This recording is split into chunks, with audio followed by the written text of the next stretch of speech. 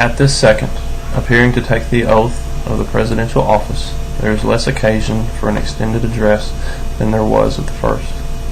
Then a statement, somewhat in detail, of a course to be pursued seemed fitting and proper. Now, at the expiration of 4 years, during which public declarations have been constantly called forth on every point and phrase of the great contest which still absorbs the attention and engrosses the energies of the nation, little that is new could be presented.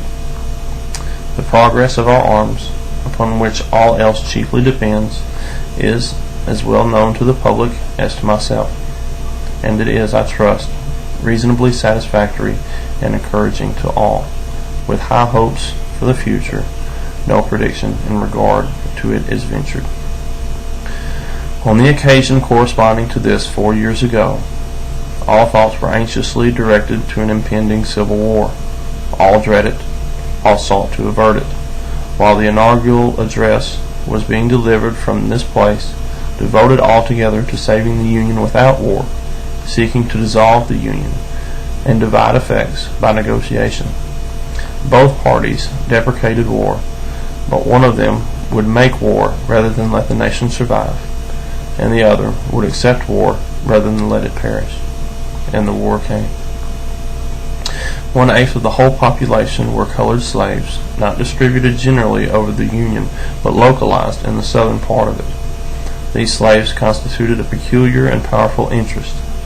All knew that this interest was, somehow, the cause of the war. To strengthen, perpetuate, and extend this interest was the object for which the insurgents would rend the Union, even by war, while the government claimed no right to do more than to restrict the territorial enlargement of it. Neither party expected for the war the magnitude or the duration which it has already attained.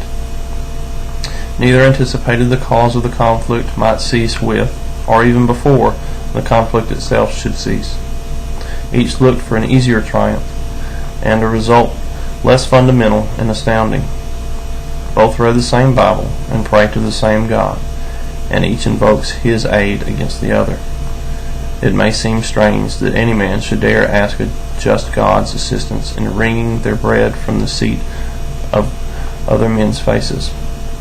But let us judge not, that we may be not judged. The prayers of both could not be answered. That of neither has been answered fully.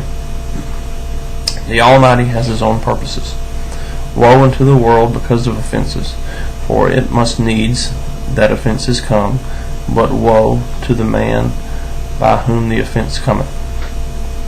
If we shall suppose that American slavery is one of those offenses which, in the providence of God, must needs come, but which, having continued through his appointed time, he now wills to remove, and that he gives to both North and South this terrible war, and the woe due to those by whom the offense came, shall we discern therein any departure from those divine attributes which the believers in a living God always ascribe to him? Finally do we hope, fervently do we pray, that this mighty scourge of war may speedily pass away.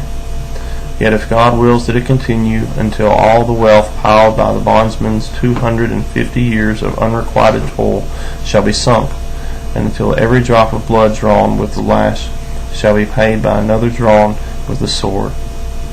As was said 3,000 years ago, so still it must be said, the judgments of the Lord are true and righteous altogether. With malice toward, with charity for all, with firmness in the right, as God gives us to see the right, let us strive on to finish the work we are in, to bind up the nation's wounds, to care for him who shall be born the battle, and for his widow and his orphan, to do all which may achieve and cherish a just and lasting peace among ourselves with all nations.